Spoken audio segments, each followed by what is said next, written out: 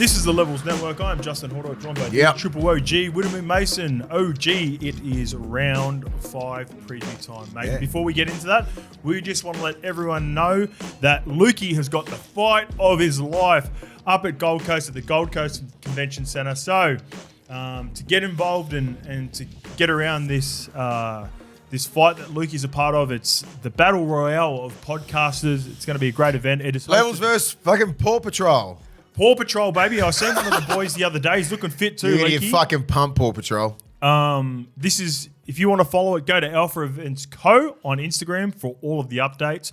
While you're at it and you just want to help us out as well, make sure you like and subscribe to this show, whether it's on YouTube, whether it's on Apple, whether it's on Spotify. You can leave us a podcast review and all the good stuff, mate. Instagram, TikTok, basically growing at about a couple hundred per week. It's good, man. That stuff helps us out. Yeah. That means the world. We can keep doing this podcast forever. I'm a little bit excited today. I'm feeling good too. Feel good. But I feel like you've got an extra reason. You've got the fight of your life happening as well this weekend. That's what I'm saying. I'm nervous and I'm excited because it's our 20-year anniversary from winning the 2004 Grand Final. There we go. I'm going to give you a clap. And the Bulldogs are doing inviting everybody down who was in that top squad. Anyone who had to do with that 2004 team. So everybody's coming down. So how many? So I think it's like 26. 26 deep. Yep. So the whole squad that are involved in the year. JT, Sonny Bill. Yep. Rennie Matua, Willie Tonga, Dennis Scott, Jamie Feeney, Steve Price, Luke Patton. Give me an underrated name that people might not like, because people associate you with Ren and Tong. Brent Sherwin. Yeah, Sherwin. Corey Hughes. Who are you most looking forward to locking down and having a schooner? I love Corey Hughes. I love Corey Hughes, okay. and he only lives over in Cronulla, but he's always busy. He's at the Wolves, you know what I mean? He's just busy hours, man. It's life. It's life. Very hard to catch up with people these days. Always love having a drink with Smack, Brad Moran, good guys. I always see Ren all the time, but it's always fun having a beer with him. Mark O'Mealy, I see him at train all the time. Bobcat. Yeah, guys like that. Roy Asatasi, JT, SBW doesn't drink, obviously. But it's just not even about that. It's about just getting that whole crew together. You know, like it's we'll be down in the eastern suburbs today. About 10 of us will come over here, and then it's gonna be early start, mate. Yeah, probably about 12:30 start. I'm thinking, and then so you've trained, you're feeling good. I'm feeling good because I trained. I got it after it this morning. E-Lab. I'm like, I can't just roll into this with nothing. Get there, get over to Homebush about 5 o'clock. Bit of a mingle with the members because those members, they love our generation, you know what I mean? They'll never get to see, they won't see JT or Sonny or anything like that. And, all these guys, I haven't seen Willie Tonga for ages, Steve Price, all these legends. They get to sit there and have a beer with us for about an hour, and then we go upstairs and then we have dinner with the current squad. They give us our jerseys. It's a replica of like the 2004 jersey with your name and number. So they're making a big deal of it. And then on Friday, we'll have a lunch. As they should be. Yeah, they should make a big deal of it. Yeah. 20 years... It's special, right? And that group is very special. It's a very special group. And then the Friday, that's going to be a tough carry, right? Yeah. 12:30 at some joint that we're nominated for lunch, and that's where everyone will be. And then we've got to go to Homebush again, and then that's when we'll do a lap of honour and a guard for when they run out because we're playing against the Roosters. So that'll be special. I think that'll bring back a lot of really good memories where it's like, because we haven't walked around that lap, since that with that bunch of men all together. Yep. We're in different all stages of our lives and stuff like that. And it could be emotional for some, could not. But just be just really nostalgic and just, just enjoy the moment. That's what I say. Always enjoy the moment. Be in the moment. Be aware. It's always be present. Just like it's a good time. I said, even like to try and organise this sort of shit was hard because players like, fuck it. You know what I mean? I'm busy. Yeah. I said, no. You can't be busy for this sort of stuff, man. It's 20 years. It's something it should mean something to you. And it does. That's why every single player that played, apart from Benny Harris, right? Okay, where's Benny? So Benny's he's a pilot, right? So he's overseas. Yeah. He's 100%. He's the only one who's got the pass. So everybody else is there. Okay, awesome, mate. Be good, mate. I can't wait. Well deserved. Obviously, I grew up as a fan hating that Dogs team, but it's come full circle for me. A lot of you are my good mates. So enjoy the weekend, mate. Be good, man. You well and truly deserve it. And I know before you're getting into it, you're going to be drinking plenty of beers, but. You trained this morning. You would have had the BSC energy. I had to. Right? I had to. You would have pumped that out and got ready for it because if you haven't tried it, the energy drink at BSC, This is what gets us through. Before we get and do this podcast, we pump out the BSC energy drinks. It's got 160 milligrams of caffeine, no sugar, no carbs. It's HACCP tested. So the boys aren't playing anymore. But if they were, then they'd be sweet. 10 of them. 10 of them I'd have before. 10 of the best and get going for the game. And maybe we might shake it up, chuck it in there and give it to a couple of boys. When they hand you the jerseys, maybe they get a BSC energy drink in return. Let's get to a bit of a twist on a segment. So normally we do the YouTube questions, but off the back of some of our YouTube questions for the preview, I got some YouTube replies. So we asked a question. There was a question about players not watching video that we addressed on Monday. Everyone's different. And I got a few responses from Bushy Bill and Darryl Wallace. So apparently Dill Brown has been quoted as saying he doesn't watch much footy. And Api Coruscant is also another one who said on a podcast that he doesn't watch games. So it's funny. I'm not surprised by those two just because I feel like they're really instinctual players. Yeah. And it's not like, for me, I was a footy head. Mace, you're a footy head. Yeah. That's just how we were wired. And I know both of these guys are ball players, but they're not your typical ball players, if that makes sense. They're off the cuff. They're off the cuff sort of players. They look for cues. So like, they're footy players. My sort of rebuttal with that would be it's because they watch so much video. Those two would be in the video room nonstop, looking at market defenses, looking at cues around the ruck. You know, Dill Brown's like that. You know what I mean? Looking at the 4-man and all this sort of stuff. He slides out if there's a lead runner. That would be non-stop. So I can understand for players like that when they say that. It's just, it doesn't mean they don't like the game. They're just so in it every single day. They're probably one of those guys that probably watch so much more video than everyone else. Yeah, I think those two are like that, and they play very instinctual. Or even if they weren't, I agree to a degree. You think there's a part you have just some people got the knack, like specifically Indigenous boys, right? Yeah, like if you think a lot of the Indigenous boys that we've played with over the years, where you're like, they might not put in a shitload of reps on the footy field, or you don't see them watching a shitload of footy, but it just comes natural. Footy just comes natural. So, like, people are different. Like if you look at the prime example with the game managing halves, like if you look at a guy like Chad Townsend, for instance, and I don't know Chad personally like that, I'd imagine Chad would have to be watching a shitload of games, a shitload of footy. And because that's his role, he knows he has to maximise with limited ability, similar to myself as a back rower, where I had to go, I have to watch so much because I needed that to be on level with some players, whereas some players are just so naturally talented that they just get it from feel. And they get enough out of the video. Yeah. They get enough sort of thing. It's like maybe for some players, everyone's different, man. Like too much footy is an overload for them, right? To watch games every single weekend and to be at training every day watching video, and it's just like, dude, it's overwhelming sometimes. It's like sometimes I just need to play the game, see what I see. Especially if you dropped a couple. Yeah. Like you just fucking it's just like, what is this going to do? What am I just over like it's video, like non-stop watching games, like maybe just back off a bit. Everyone's different. You can't approach, I'm not telling anyone, a young kid, to watch games on Friday night, all this sort of stuff. But I'd encourage you to watch more video. Yes. Watch more tape. Yes. Now, I run through tape with me and Ogre myself, with a lot of the middles for the SG ball team because they need to watch themselves. Yeah. We never got those opportunities. That's super important. Like, yeah, I'm sorry. What do you think? You got me and Marco Mealy with these middles, like, and we're not harsh on them, right? But we're fair. Like it's more positivity, more reinforcement. But dude, you need to work on this. Yeah. These are the tools. We're trying to make you first graders. Yeah. I'm not just trying to make you the best SG ball. I'm not trying to make you the best SG ball player of all time. Yeah. I want to make you an NRL player. Yeah. You give a fuck about if we don't. Explain that. Sorry, just quickly explain that. So something that where they might go, it might. There are traits in their game where it's like, all right, you could do this. For instance, if you're a big boy, say 110 kilos, you could easily just run over some of these players because you're naturally bigger than them. But when you get to the top grade, when everyone starts to even out, you're going to need a tip on. You're going to need an offload. Because as I said, that's the tips. It's just like, well, when you get to about 18, 19, right, it equals out. Then you're going to get every kid who's as big as you. And the difference point is what? Has he been coached properly from 12 to 16? The fundamentals, the 3-on-2s, like, he mightn't, you know what I mean? Like the skill set, right? The fitness work, all that sort of stuff that you need to be put in. That's why it's so important at that age to have a good coach. Then in 15s, you get into the system, right? Yep. The development of Harold Matts, and then the SG balls and all that kind of stuff. And then it's up to the coaches there. And you're hoping to God that they're like, You've taught him left to right passes, right to left passes, 3-on-2s, overs, unders, basic football. Some guys just a simple drawn pass. Yes. And you'd be surprised how many can't do that. And I'm just like, and I blame the coaches from 10 to 15. Whoever's got those kids, and I always say it, when you see the big Polynesian kid who gets to 16, 17, and he doesn't know how to draw and pass, it's because the coach has gone, give the ball to the big Polynesian kid and let him fucking walk through the line instead of teaching the kid how to actually play the game. Yep. And that's on the coaches. And that's on them just trying to win games and win. You know what I mean? Yep. Teach the kids. It's so important. We're trying to empower these. And it's hard for coaches, right?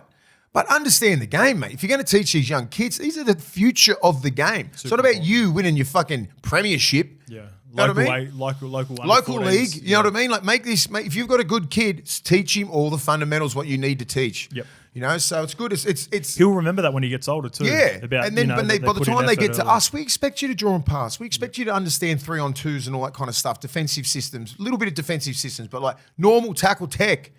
You know, some of these guys tackle tech for these big guys, they lose their legs a lot. They do all these little things. They just like, yes, you know, it's just like, dude.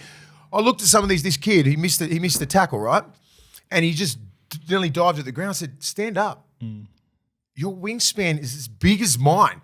You cannot be going low. You got to stay up and on your toes, all these just couple little tips. He would have ran into you. You got big fucking long arms on you. Grab him by the jersey. As long as you make the tackle, anything but what you did, which was get low and go at his legs. He just stepped over. I was like, and that's invaluable for these young kids. You know, you got myself, you got Oga, you got Roy Asatasi there, teaching middles little cues here and there, like what you got to look for. That's the 04 Premiership. Yeah, and I love teaching those young kids because they're sitting there like little young kids. Like, oh my God, yeah. Oh, like it's just like there's always these moments of like, oh shit, yeah, I can do better. Or like it's great work and like that must be super rewarding when you see it like a light bulb moment. And then they go out and then they start the yes. So they're starting to. I watched their SG ball movements, their ball work movements. It was as sharp as I've ever seen a fucking team at SG ball level train. Just no drop balls, zinging these balls. That Mitch Woods kid, that young kid, the 9, the 7, the big boy. They got it. That's the team. That's the little group I'm looking at. There's a nice crop in 2 or 3 years. They're like just turning 18. Some of these young kids, and like when you got like that's why I look at these guys like, oh, I could actually turn this kid if he listens. If these kids listen to me, Mark, me, Ogre, and Roy. Yeah. Just about the middle play and everything like that. By the time 2-3 years we chuck them up to Ciro, they'll be fucking made. Nice. If you listen, that's what I tell them. I say, you listen, we'll give you everything. Yep. If you want to learn. And they're fucking so attentive. Like, eye contact, they're all about it. I said, I love that shit. Yeah. You know what I mean? It's just like, I'm like, okay, I'll give you everything. That's huge, eye contact. Yeah. You know what I mean? Like I'm like, I love little things like that. Yep. You know, they shake your hand and say, what's going on? How you going, Willie? You know, like dang, shit like that means so much to guys like Ogre, Roy, all the older sort of guys, right? Because you think some just walk straight past. Like, come on, dude.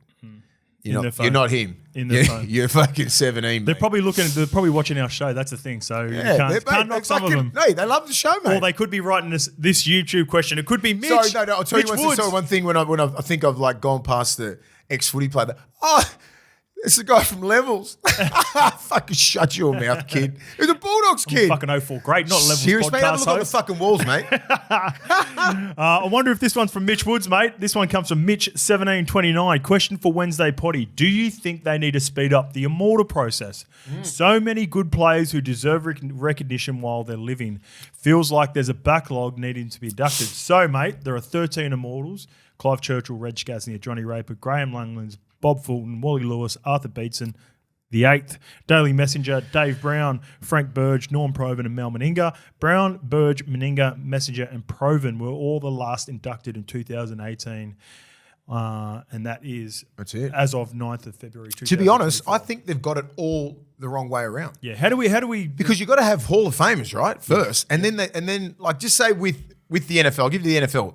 Okay. Hall of Fame is always inducted every year. They're putting 10 in? Yep. Something like that? I think 5. I think 4 to 5. But they get nominated, all that sort of shit. There's about 10 or 15 nominees, whatever. They get 5 in, and then so that's probably the highlight of their career, right? Yes, it is. The Hall of Fame. So and then you get guys like you see the guys like they call Deion Sanders. No, they call it football heaven too. Yes, I know, but like Deion Sanders goes, I think there should be something that's bigger than the Hall of Fame. Ooh. you know what I mean? Where you got that elite shit. That's what we're taught with. That's how we started with the Immortals. Just straight to Immortals. So it's like we can't just say players like me. I'm not going to be an Immortal, but you might be a Hall of Famer. Immortal sounds way better than Hall of Fame. Yeah, I'm saying because so we can't it's like, oh yeah, I'm a Hall of Famer. It's just like, well, you're not a fucking Immortal. So we got it backwards. Okay. We got all these fucking Immortals going around. I can't fucking, you're not going to be up there with Andrew Johns or Mal Meninga and stuff like that. That's the cream of the crop. Yeah. But there's a shitload of Hall of Famers. There's heaps of Hall of Famers that won't be an Immortal. So, Immortals, potential candidates. How far do we go back is my first question, considering they inducted all the guys from the 60s. Yeah, or a few of the older guys, and then probably the one closer to our age group is Mel, that people would probably be more aware of. Yeah. And I wonder if, did they consider his success as coach during the Origin period? Did that could be play into it as well? Because for those who aren't aware, in the Hall of Fame, you can be a journo, commentator, coach, all that sort of stuff that plays into it. Who's up next, mate? I think Darren Lockyer is up next. Let's not skip past that, man. Let's not skip past him. I'm not even going to read out his stats, but they're just ridiculous. Like it's something like 50 tests and 40 Origins over 300 games. Was the best player in two positions for a generation, right? Best fullback and then best 5'8". Yep. 4 premierships. I'm not sure how many fucking Origins, like 8 Origins. Let me get it. I don't know. I just know his sort of stats. You know what I mean? I play with the guy so much. He has to be next man up. Yep. So you wouldn't go look. So the elephant in the room is going all the way back to some guys that might not have been addressed in the 80s. So like the Parramatta teams that won 3 in a row, they're always names that are thrown up like Sterling. Yeah, but they're obviously going to go past those guys, man. So it'd have to be 90s and on. That's why I said they stuffed it up by going Immortals first. It should have been just a Hall of Fame. Straight away. Do you want Lockie's stats? Give me Lockie's stats. 355 appearances. Jesus. 35 NRL finals games. 9 test series, so that's not even tests. 10 Anzac tests. That's how many Anzac tests you were playing back in the day. Yeah. That's crazy. 36 State of Origins. 14 Tri Nations. 50 tests? It doesn't. It's got them all sort of mixed up together. It doesn't really. 59 tests for Australia. There you go. That's ridiculous. So his stats are crazy. A win percentage of 83%. At Origin, he had 52%, which is grouse considering he got the back end of that that really golden era. He won 66% of his games in NRL. He's clear. The dude's an Immortal. Yeah, he's an Immortal, and he deserves it just because he's not like his character is very quiet and he's very reserved and everything like that. He's not in the limelight all the time. He's like a lot of the guys are like that, right? But like his numbers are immortal. Yeah, you know, like you put him up against anybody in that thing.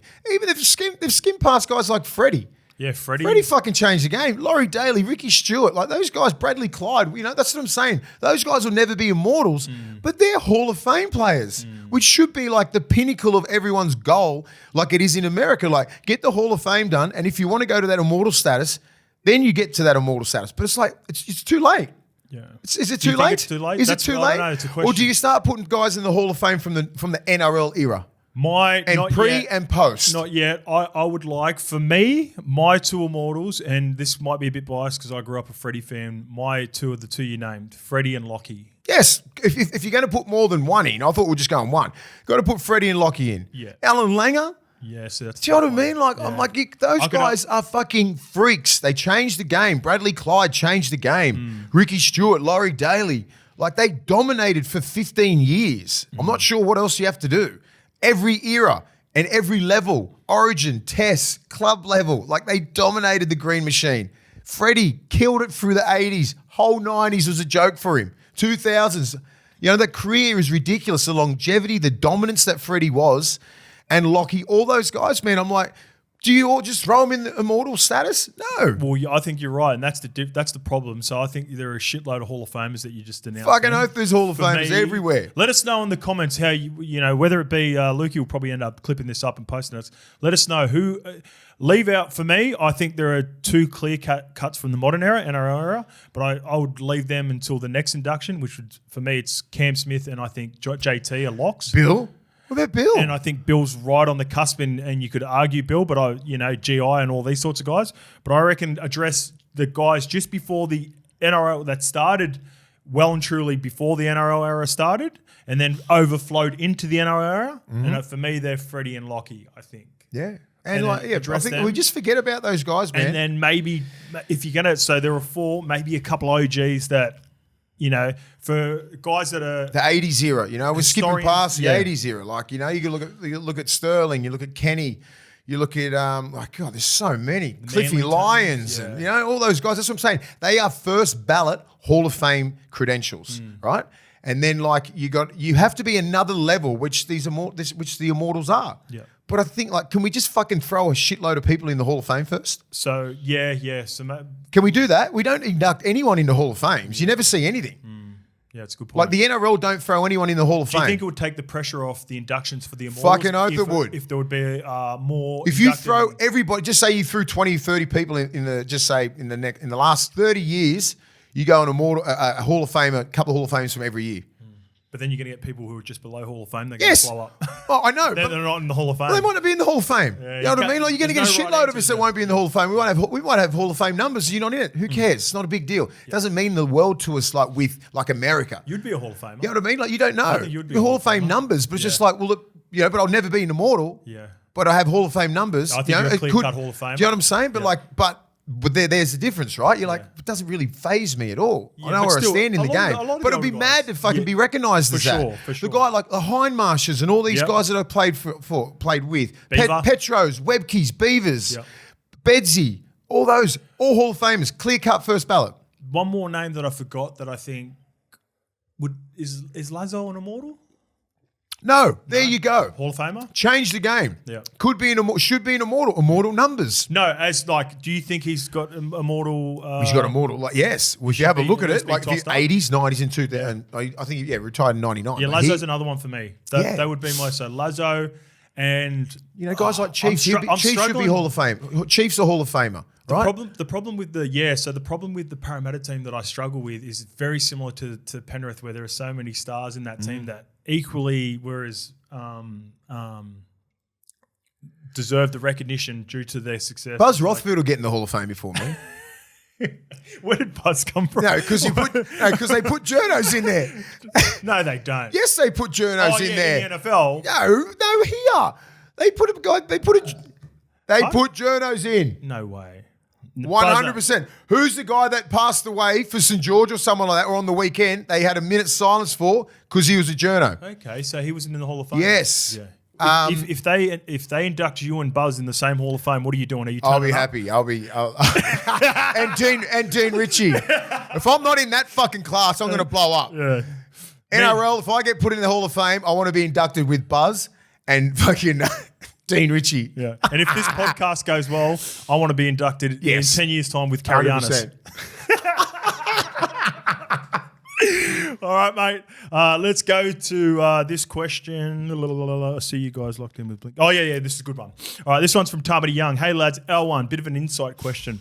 I see the lads having good yarns post-game on the field. For you guys, what's the mindset pre-game if you see your mates on the pitch? Cool. Do you dap them up, or were you guys locked in, focused with blinkers on? Obviously, people are different, but keen to hear your perspectives. Does it change at the international or origin levels?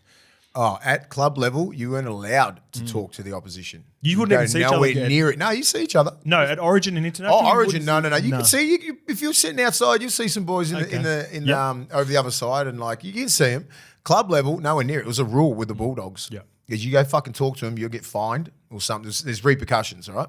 It's different now, though. Different now, totally different. Different generation. It's all about that sort of stuff. They tend to know each other because of social media. It connects everybody like that. Even, I follow him, and it's like, fuck that. Who cares? Oh, you know what I mean? Like, we just didn't have it. We just didn't have it. So you had to have that element of fucking hate, right? I used to play against the Roosters, best mates with Minnie. Me and Minnie and fucking Fitzy, been on, especially after you go on a kangaroo tour, right? It's your blood brothers forever, man. Like, it's just, that's a bond that you'll never break. And then you got to play against the blokes.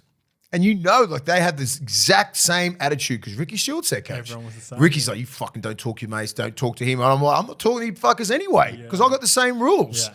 Talk to anyone. You talk shit on the field. On the field, bro, straight away. Me, Croc, and that used to go at it, Fitzy, fucking non-stop. Yeah. Some of the shit that got said, some of the funniest stuff in the world, but like got real personal, man. Got real personal. Mike said you can't say that shit. Nah, man. It was crazy, and it was just like, it's good one, Croc. You know, because we used to hang out in the same circles. Yeah. Same circles. We'd be out like Sapphire and shit like that. You know what I mean? Like say some stuff about people's fucking girlfriends and real personal shit. That like, so it's fight material. Yeah, I had some doozies. Croc and Braith used to go at it, bruh, all the time. Far out. I've never seen fucking so much abuse between two people. Nah, because it's hard. So Lukey just asked us to tell a story. You couldn't give details. So like obviously the most personal stuff is family and in particular partners. Or girlfriend and partners, right? You know, I think, so you know, use your imagination. There's no secret. Braith's a fucking good looking cat. He's been out, you know, he's you know, and then like people find out shit and then fucking they'll say it. Even if it's bullshit. You'd say it just to try and put, you know, it would be a rumor. It wouldn't even be true. And then bang, it would be straight at him. And then Braith's a fiery dude, man. He stands on his 10 toes, man. He'll go straight back into you and fucking throw some personal shade at you. I loved it. And then obviously we have to back Braith up. Fuck you, Croc. And Croc, then we'll go out and get on the piss after. But we try and kill each other on the field, man. And then after the game, shake hands, what's going, where we going? Just quickly on that, I always felt like, and it's, remember that we've told a story, I've told a story on here before about Kaidi saying don't speak to Mace. That was different. That was a part of you trying to throw players off. Yeah. So when you would talk to players on the field, you were trying to get a little bit like, like even my last game with Big Nasty, right? So I think it was Big Nasty's first game. And he's 6'6" and he's big. I'm 35. I don't want to wrestle that bastard. And then I think they kicked it out and I went, hey, big boy. He goes, oh, fuck, mate, how you going? And I said, don't be picking on the old fellas, eh? I said, oi, start hitting some of these young cats. You get no respect if you hit a 35-year-old. And then he goes, no worries, Docs. He just sort of tap me on the ass and just goes, and then he never beeline for me. And I'm like, thank God, because I didn't want to tussle with that dude. That's a vet's move. Yeah, it was it's a business move. Yeah. That's a business move. And he kept going. And then even the whole game was like, thank God. He'd beeline and just elbow everybody. And that was Big Nas and he's fucking roarer. So I was like, thank you. Yeah, that's but most of the talk with me, I used to talk shit. It was just fun stuff. It'd be never personal. It would never be personal with someone like that. Never ever. It'd be more joking around or just trying to throw them off their game and like, what's going on, Kaidi? You good? And he'd be like, well, back in the day, you could say something even if it was personal, but then see each other after the game. And even if you didn't know each other like that, you know, it was nothing worse because we didn't have that connection. Through social media that they have just now, rumors. You would hate the opposition. Then they'd come to your team, and the best compliment you can get is he's one of us. He's one of us. That's all you can say is like, what's he fucking like? What's he like? You know, like what's he like? And he goes, he's one of us. I'm like, oh damn it, I knew it because like you just sort of sense it and you just go at it. Even before I met Croc, I said, what's that fucking Croc like? He goes, he's one of us, mate. So I went, fucking hell, Jesus. You know, you see that. That's the best rap you can get. He's one of us. He's one of us. It's like, now you can't hate him because you go at a guy's fucking throat for the whole 80 minutes and then he's just talking shit nonstop if you don't know him at all, right? If I knew you, I wasn't going to do that. It'd be more fun shit. But if I just keep going at you, just, you know, be fucking with your head. And then, and then you go, fuck, he's a good dude. And I wouldn't do it the next game. You know what I mean? I wouldn't go as hard. If you have a scanner go with pick him, you someone run else. into him, you're like, I'll pick someone else. Yeah, new target.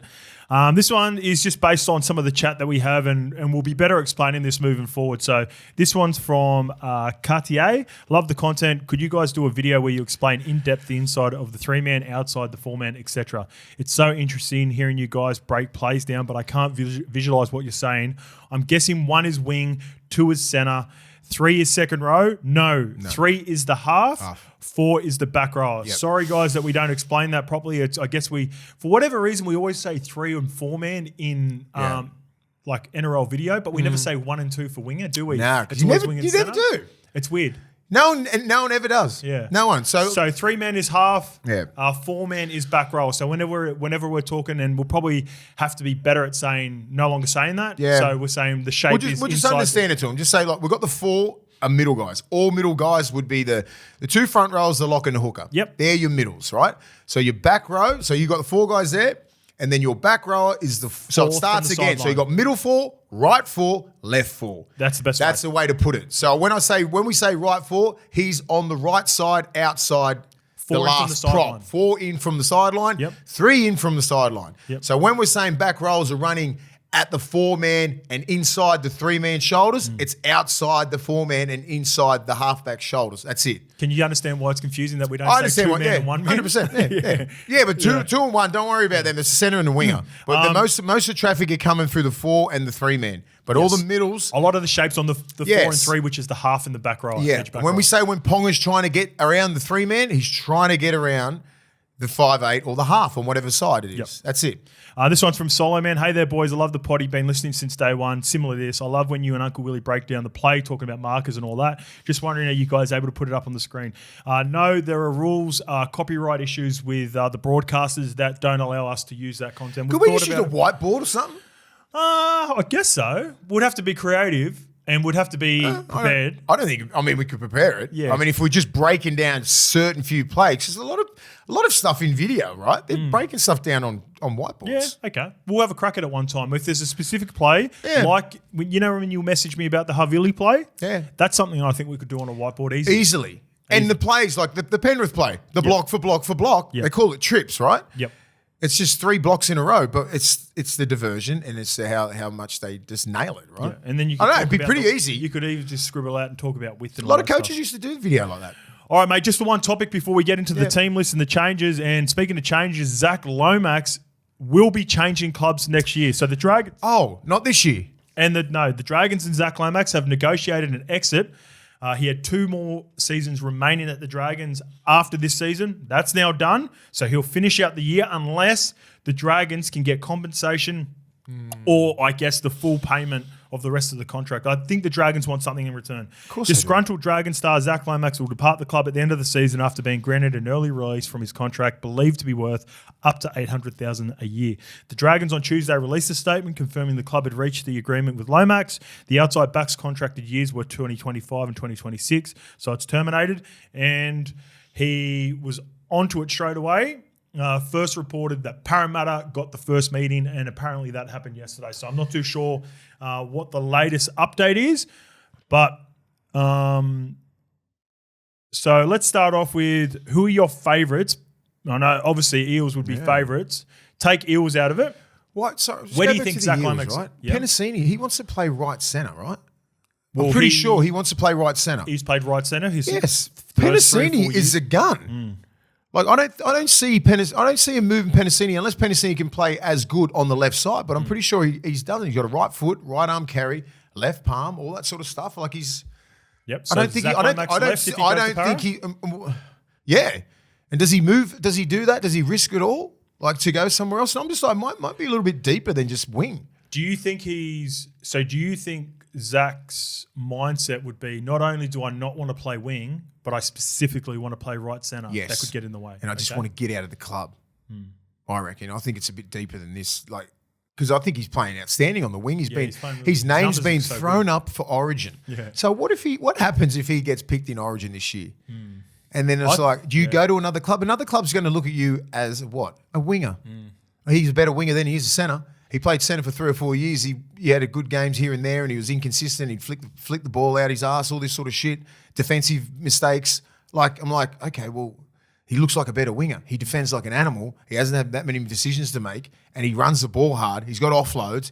He's good under the high ball. I don't know. Like, I'm just saying. No, they're all good points. I'm just like, well, am I gonna pay this guy $800,000? I don't think he's going to get $800,000. I think that's what I'm saying. It must be deeper than he just wants out. He just wants out, man. He's sick had enough of it. The Dragons. He's had enough of the system. Yeah. He's had enough. I'm not sure if it's the coaching thing. It might be deeper than that. Could be the board. I know because it's a very dodgy club. That. Yeah, well, he's wanted out for a while now. Yeah, and regardless of Flano. And regardless. And I think Flano put a Band-Aid over it for a bit. Yeah. But then obviously moving him to wing didn't help as well. Yeah. And if you're looking at it from the Dragons' perspective, you're clearing up $800,000 for a play that you're playing on the wing. And I know wingers are important these days, and we talked about that as... not $800,000 worth. Yeah, $800,000 is way too much for another 2 years, right? Yeah. So I think it's a business decision by both, by the Dragons and himself. Because if he's got to back himself now. So he's got out of his contract, right? Yeah.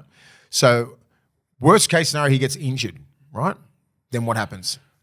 Like he's risking a lot, Zach. He's risking a lot to get out of the club. That's why I mean it must be deeper than him playing wing. Well, what's his value right now? If you're willing to bring Zach, then you've got to think you're looking at from the Parramatta's point of view. You feel like you're one out. You've been saying this for now or it's been reported now for 12 months. You feel like you're one outside back X factor player away from being a serious contender. You've got everything else in place. What's your number?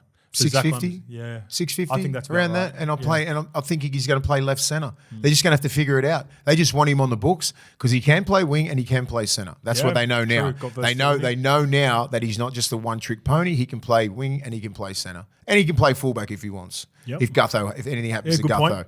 So I'm thinking they just want him on the books, and whatever happens, him and Penasini, they'll just have to trial it out for whatever position, and best man wins. Iron sharpens iron, which would be good. Yeah, I think in that position, I think Penasini can go. I think he can play on one side. Zach Lomax has played on the left before, so it's not like it's a strange territory for him. He just prefers the right because he's got a right flick. So I seen a post the other day, and it was, I forget where it was. It was the 5 predicted places. It was the Eels, Bulldogs are in there. I don't think they're a contender because they've got too many outside backs. Titans were in it. There was a couple more, and Titans. When I was looking at it, my favourite, or I would say the team with the most upside for Zach, who clearly needs that position, would be the Tigers. I was about to fucking say Tigers. Tigers, but does he want to go to another team that is potentially on the rebuild? That's up to him. Yeah, and Jazzy Olam on the left. Do they have Zach Lomax on the right? They've got that young sense, Fartape kid at the moment. He's been all right. He's been solid. Tupou's going to the Dolphins next year. They've got Jerome. They've got Gelvin. They've got Buller. Tigers for me. Do they have money? I guarantee that. I'm pretty sure they have a lot of money. They've got money. So he might get that 800. I think that makes sense. It makes more sense in Parramatta. And then throw in another factor, one last little factor with the Tigers. What's his favourite play? The little flick. Benji. Benji's the OG. Benji's the OG. That's the one that's going to tip him over. Hey, kid, I'll teach you how to flick it properly. Benji will give him the license. So I'll tell you how to flick it properly, mate. I'll show you how to do it. No one does a flick pass better than Benji. I think Benji could bring out that in him a lot more. Just give him more free reign. And I think he's at the stage now. He's not even in his peak. Yeah. He's not in his peak yet. Still got so much potential. Still got a heap to go. And this is going to be up to coaching as well and the system that he's going to fit in the best. And I think when you said that, because I was going to say it before you said it, because I was thinking, the Tigers, because they don't have a right side centre. Look what's happened to Jazzy Olam. Looks like a completely new play down there. He's got that confidence back. He's the dude. He lost all of that at the Melbourne Storm. You know, it's a position of need. That makes sense. I think it makes a lot of sense. They've got money. They've got a centre of excellence out there. You can live it around Concord, the Balmain, fucking Five Dog, all those beautiful places. Yep. Get out of your comfort zone, man. Yeah. I think he's just over the whole St. George system. Yep. Get out. All right, we'll see where he ends up. Let's get into the games, though, mate. Breaking down the games. Before we get into that, I just want to let everyone know what our Levels Bets Friends special is for this week. And we're kicking it off with the first game, Melbourne at home to Brisbane, and a couple of big names at back for the Melbourne Storm in the halves. So I think this is going to be a close encounter. So I've gone either team, Mace, 1 to 12. Yep. So I've got a 24-point swing. I'm really happy with that. I think it's going to be a close game. It could come down to a field goal, late penalty, something like that. And I've got Nick Meaney to score in the first 60 minutes. The traders have given us a price of $9 with a max bet of $25. And I feel like at the start of the year, that's my best of the year. So good luck to anyone who jumps on. That is on our Levels Bets Friends channel that we will be adding right now after the show. It's just got back to us. So let's get to the game, mate. Kicking it off with that game. Melbourne Storm versus Broncos at Amy Park. The Storm have welcomed back 3 big names. Cam Munster, Jerome Hughes, and Christian Welsh is also on the bench. Therefore, Tyrone Wishart reverts to the bench. Jonah Pezic completely drops out. As for the Broncos, your boy's in. Benjamin Tukura, who stands at a ridiculous 205 centimetres, makes his debut. He replaces Xavier Willison. So I think Xavier Willison got injured. Okay. I don't know the exact reason why. There's no way. If he's got dropped, I want to be his manager and get him out of that club because he's such a good player. I'll give you the odds, mate. Let's get to the odds. So Melbourne's favourite. Melbourne are favourite, but with the line. So Melbourne are $1.48 head-to-head with the tab, 265 underdogs, the Broncos, and the line is 6.5, so just over a try. Who do you like in this game, and can you lean either way on the line as well? Oh God, I like Melbourne's because it's down there. I still like Brisbane because of what they did last week, but I just think Cowboys aren't that team. Melbourne aren't that team. Cowboys. Melbourne are that team, right? You get Munster back, you get Jerome Hughes back, They're not going to complete at 60%. No, I'm going Melbourne easily. Oh, not easily, but they'll really they'll miss Payne Haas and Reece Walsh this week. They didn't miss him last week, but they will miss him this week. You're coming up at a whole different dog, mate. A Melbourne Storm team is not going to slip up and try to force the issue like the Cowboys did. High completion rates, all that kind of stuff. Go through your forwards. They'll try to win the game in the 79th minute, not in the fucking first minute. That class of Pappenhausen. Munster's back. They love him. He's their captain without being their captain. Yep. All right, I'm with you, mate. I'm on the Melbourne Storm. Just like you sounded confident to begin with, but you're probably not all that confident. Not, because what I saw last week, I thought the Cowboys are going to blow them off. Yeah, I'm with you, mate. So I'm going to go Storm -6.5, reluctantly. And I'm going Nick Meaney, my anytime try scorer for this week. I think it's going to be a game where it's based off what Reynolds did last week. Is he up against Stags? No, he is on the left against Cobbo. Even harder, man. What sort of try you reckon he's going to get? He ain't going to be a kick, a scrappy, a tap down. Maybe Warbrick gets back, knocks one back, or across the ground. I think it's going to be. I think the kicking games for both teams are going to be crucial, and they're going to be a lot of points on kicks because both teams are really sound defensively. So it's very hard to crack them. What I saw last week was very underrated play from Galvin, right? When he went down that short side and that little beautiful kick brought everybody up and then just popped it in for. It's nearly unbeatable to defend. Yeah, if you execute that. You have to execute perfectly because the fullback's not all the way back. He's still covering, you know what I mean? Like you have to be so fucking quick and be in position. And Gutho's one of the best at that. So if you're going to beat Gutho, you can beat most teams. Yeah, I think a lot of teams would be looking at that going, it's not a bad play. That's not a bad play. Yeah, especially if you're doing it on the fourth tackle too. Yeah. If you can bring them up a little bit earlier and roll them back in. And you get a position where the wingers can't drop back. They have to be up because if they're back, bang, lightning straight to the wing. Whip it out the back. Yeah. So we're the same on -6.5 as well. I think it's going to be a good game. Looking forward to that game. Actually, you know what, mate? All the games are just this competition is so close that even the Cowboys-Titans game a little bit later on, it's like, I can't trust the Cowboys with that sort of start as well. So that's super intriguing. The 2004 Grand Final rematch, Canterbury Bulldogs are at home to the Sydney Roosters at Accor Stadium. Mace will be there after 1,000 schooners at lunchtime. Blake Wilson returns, obviously, for Josh Adokar, who's out with that hit at halftime in the Rabbitohs game. Obviously, Jacob Preston is out, and Curtis Morin is also sidelined, which sees Harrison Edwards come in and Tony Katoga joins the bench. Josh Curran slots from the bench into the starting back row, so Katoga will come onto the bench. As for the Roosters, Terrell May is shifted back to the bench because Lindsay Collins is back. Angus Crichton has been promoted to the starting lineup. So Tuli Tupanua will start from the bench.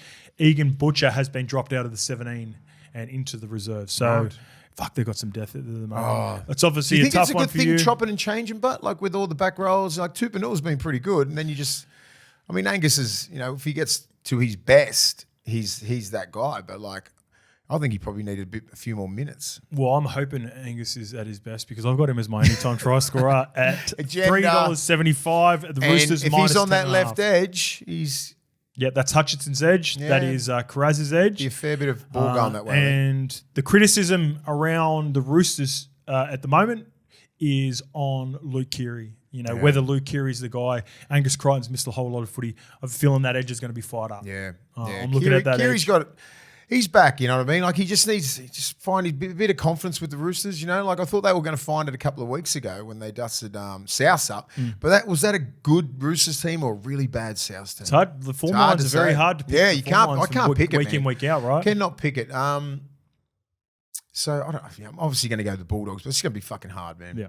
Even though, the emotion of everything like that, just say representing the 2004 team, that doesn't mean shit when they run out there. They fucking forget about all that sort of stuff. Before the game, yes. Before the game, it means a lot. Means a lot, but then when you get out there, you got to fucking deal with it yourself. Correct. I played in games like that where it's like, oh yeah, we're celebrating the fucking 95 team or whatever. It's like, yeah, well, Like, we're the ones who have to get out there, and we're the ones who have to get out there and do it. If you can't fucking bring on that team, it's like fucking hell.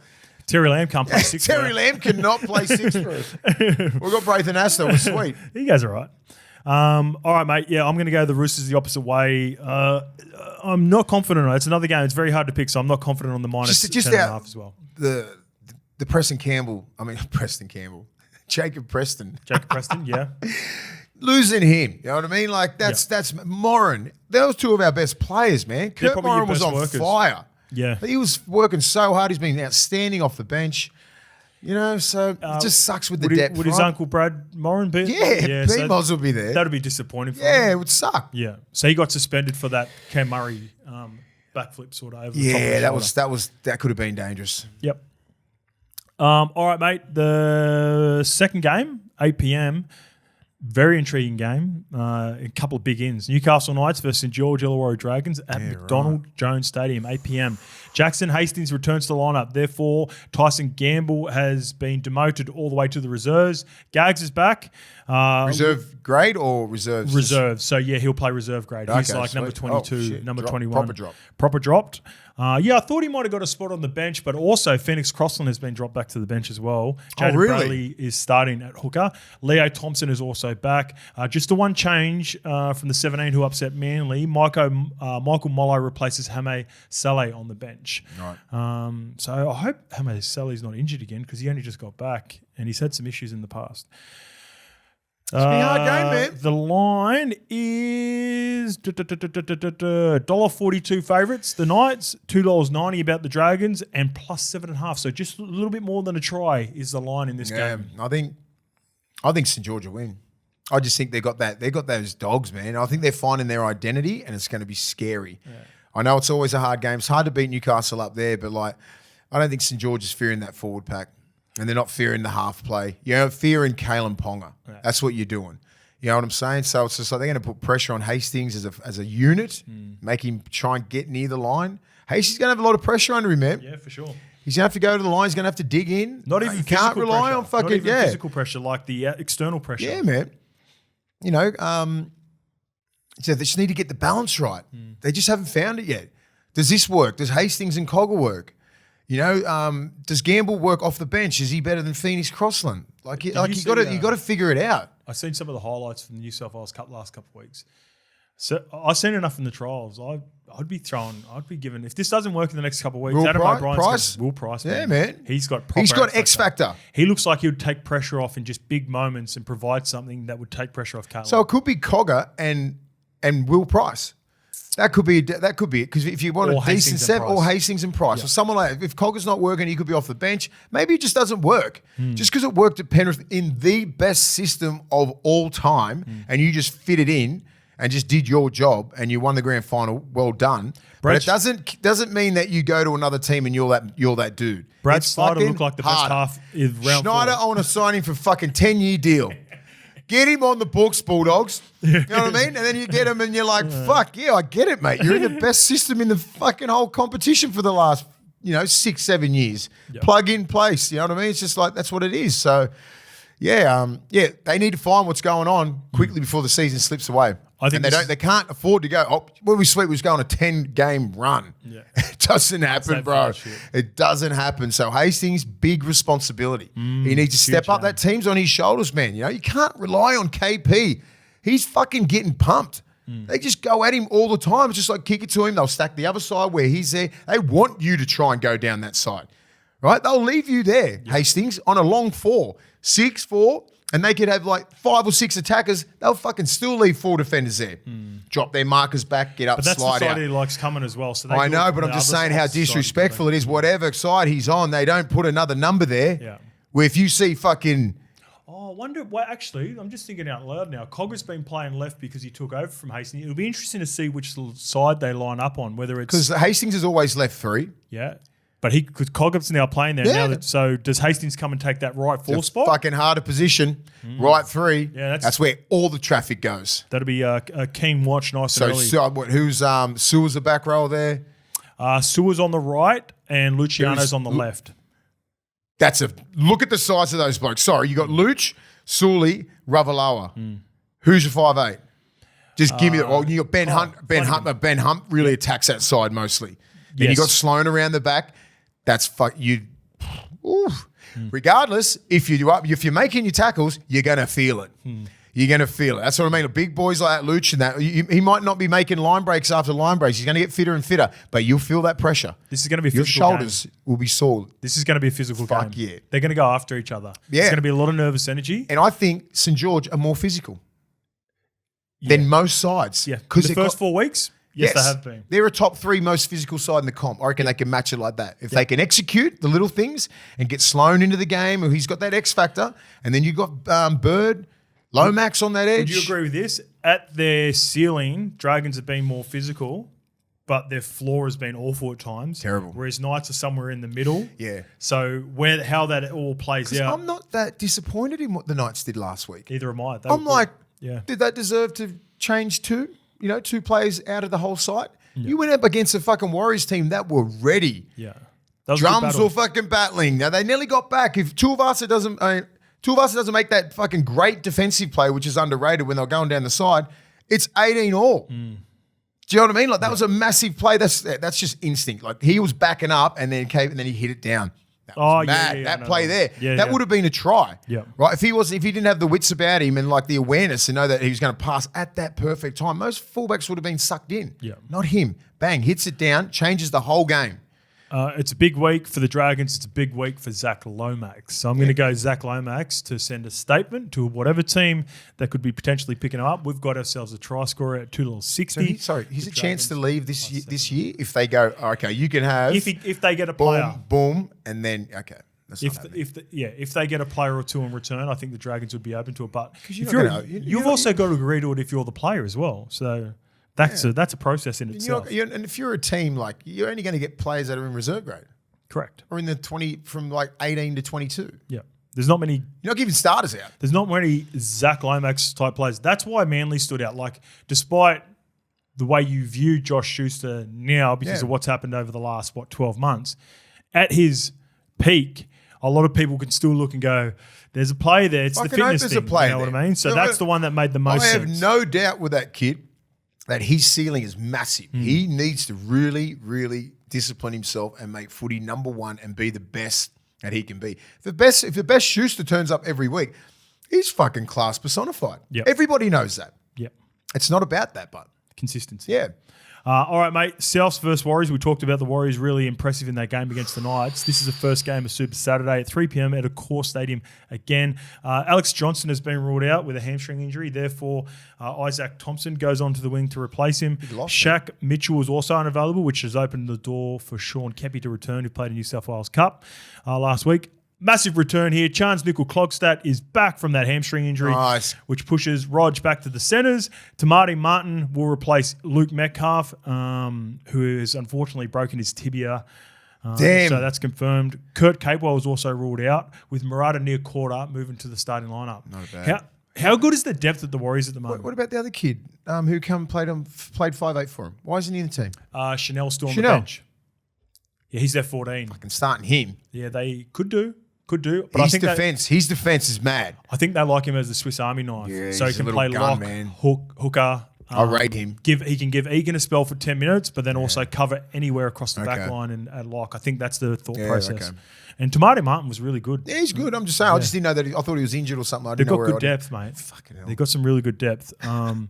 Where are you going on this game? I've got the South Sydney Rabbitohs underdogs at home. $2.05. Favourites $1.77, and the line is -1.5. So it's basically a coin flip, but you're on Warriors. Warriors all day. Their back 5 is just ridiculous. They'll get them out of yardage easily, then they'll get down there. You got your Fanua Blakes. And I mean, South's middle is going to get pressured. A lot of pressure. Fanua Blake, Nia Cora, he's a great replacement. Jackson Ford's been playing really well. Yep. Tohu Harris does Tohu I feel Harris like you're going one. I feel like I'm going all in Warriors. Yeah, this is your one. Maybe 13 plus. Yeah, there it is. I was waiting for it. You gotta wait. Now I know when it's coming. I can see it. I know, like Wade Egan looks like he's back. Yeah. You know what I'm saying? Like Mitchie Barnett was good. Fanua Blake probably. Fanua Blake didn't have his best game last week, and he still runs 200 on you. Didn't have to. You know what I'm saying? Like that's when you know you got a good side. When your big dog don't have to do 280 meters every game. Mitchie Barnett can run 150. Tohu can run 150. Wade Egan made clean line breaks, bro. He's so good, man. I was this is 2 weeks in a row now where I've looked at South. I was like, there's no way they play a Roosters team and with the pride that's on the line and not perform. Yeah. And then last week against you guys, calling that game live, I just didn't see enough from him. I'm on Warriors -1.5. You know who did play well last week? Cookie.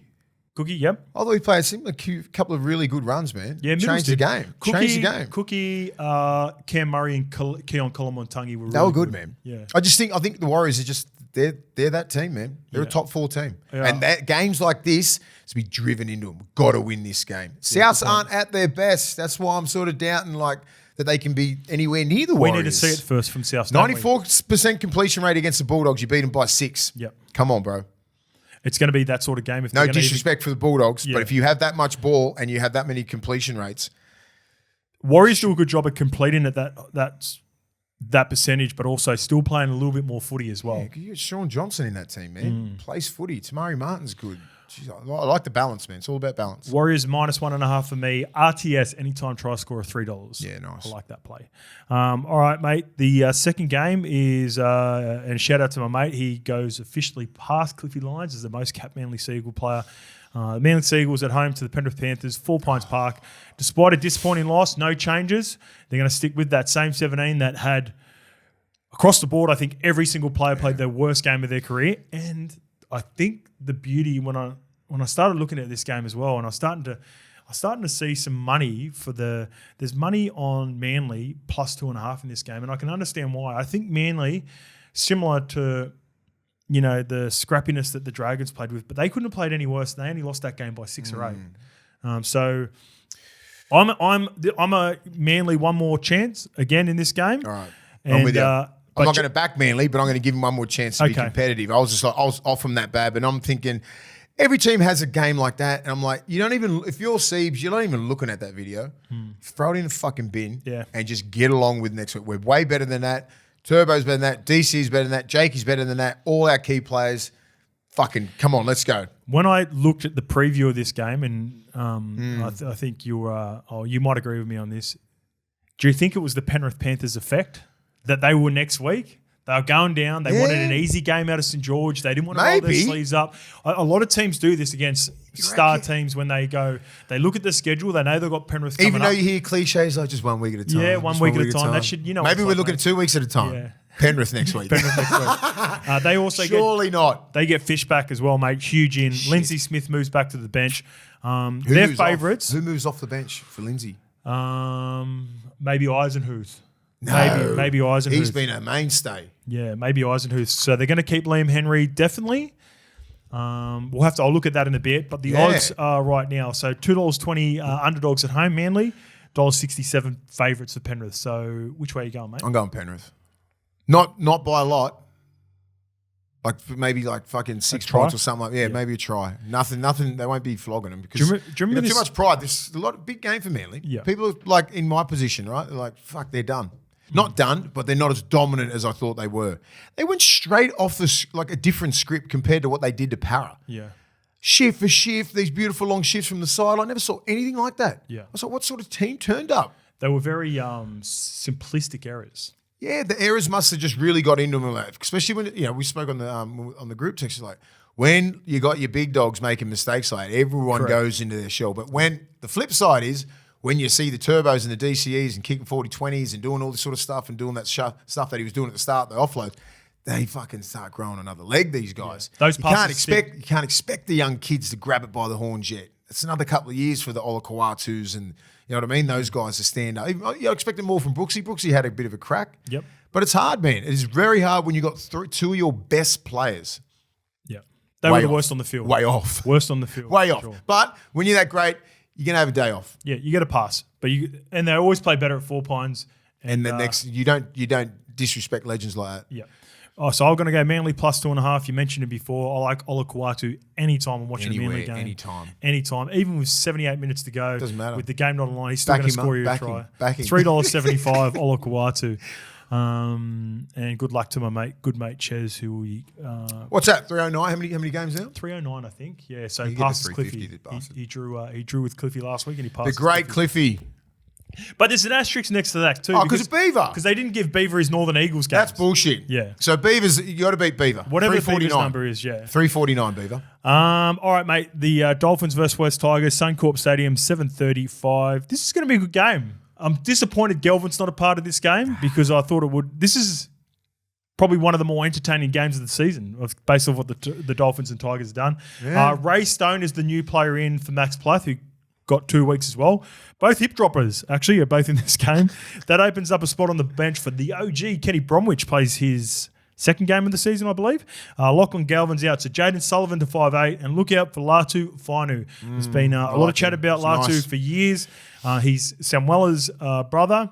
And I think this could be, with the emergence of Lachlan Galvin and Jerome Loy rocking up next year, I think this is a spot that Latu should be looking at to lock down the 14. Bit of 9, bit of lock. He's a big boy and he can play some 6. And he'll be battling it out with Jaden Sullivan, who's playing 5'8". Dolphins. Easy. Dolphins. Easily, I reckon. They just play that brand of footy that it's yuck, right? They're pretty tough. They complete their sets. Katoa looks like he sort of found his feet. Nicarima, you got the fucking... Stefano and Clemmer have been impressive. Yeah, I know. It's going to be a good battle. I think it'd be good, but Jesse and Flegler, they're no scrubs, man. I said that, I forgot to say it on our last show. Like, that's a good balance. You got the big OG and then you got the young bull. Yeah. And Jesse he's not doing his work. Footy IQ. He's still doing his shit, man. He's got a nice little tip. He does, he's still class. Then you got Flegler who just wants to fucking go at it. So you think Stefano's not going to go at him, and he's not going to go at Stefano. 2 young bulls, they want to meet in the Origin arena. Yeah. They want to go for the same test jerseys, right? That's what you want. Yes. 2 probably similar ages. That'd be close. Assuming. That'd be very close. This is what I want to see. Yep. This is what I want to see. This would be interesting to see what the mentality between these 2 young kids, and they don't know each other, so they should hate each other. Yeah. And just take it personal. And if you're listening, take it fucking personal. Let's go out there, and I want to see these 2 young bulls go at it. Tab, agree with you. Dolphins are $1.55 favourites. The line is 4.5. You can get $2.45 about the Tigers. I would have liked that price with Galvin, but I'm with you. I'm going to go the Dolphins. I would have went Tigers if it wasn't for Galvin. I like wow, him. That's how much effort. That's how much I think he holds in that team. So, yeah, and I don't have that much confidence in Sullivan. That's a 4-point swing. I'm with you, mate. I'm going to go the Dolphins, and I like Hamaso Tabuai-Fidow for an anytime try scorer. First game of Sunday. This has got the biggest spread of the weekend. North Queensland Cowboys versus the Gold Coast Titans, who have been very underwhelming. And Desi has finally made a few changes, mate. Todd Payton has resisted the urge to make any changes, though.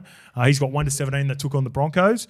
As for the Titans, Jojo Fafita, Harley Smith-Shields in the back line. Phil Sammy is missing from injury, and it looks like Alofiana CANBERRA has been dropped.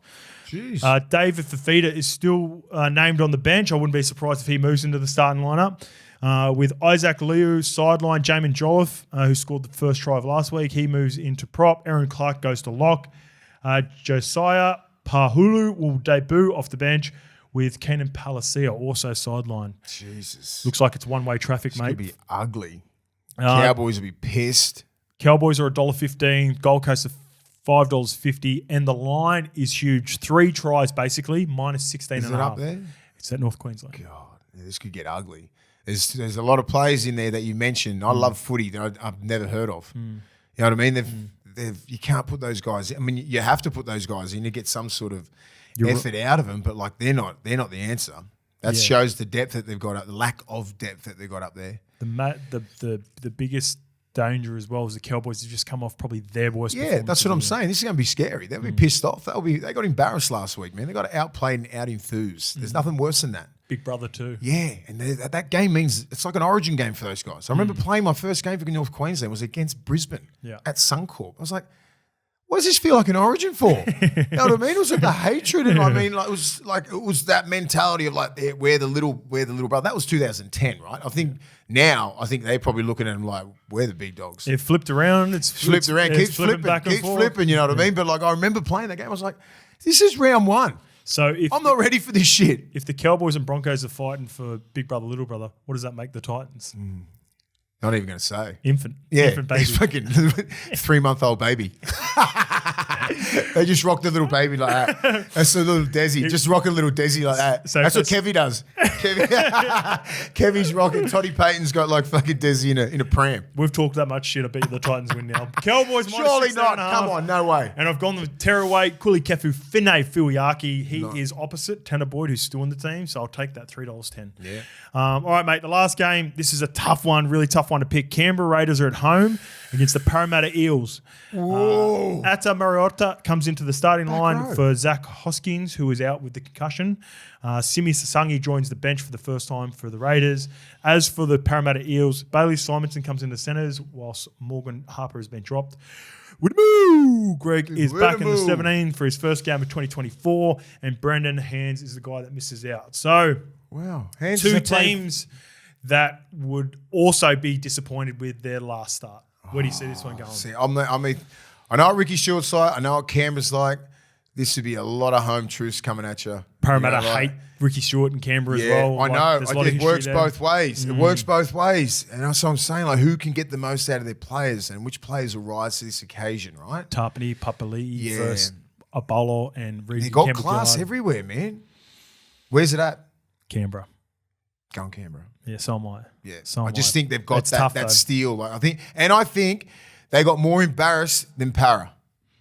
Yes. Para had Ricky the chance to win. Para had the chance to win that game still, even though they played pretty awful in the second half. Gutho still had a chance to ice it and win the game. They got themselves back into that position. True. They still had a chance, where Canberra were 18-0 after 22 minutes, and they fucking got put 36 on them. Sticky would have roasted them all week. I would have hated being that. God. Raiders for me, mate, as well. -1.5. Ethan Strange, anytime try scorer, $3.75. He is so willing to put his body in front. He's a Raider. He's a long-term Raider, man. I don't know. I think if he keeps going like that, it could be some rep honors in front of him. Yes, because he loves attacking. He's got that. Get a couple of class players around him. He can start building those combinations with his back rolls and stuff like that.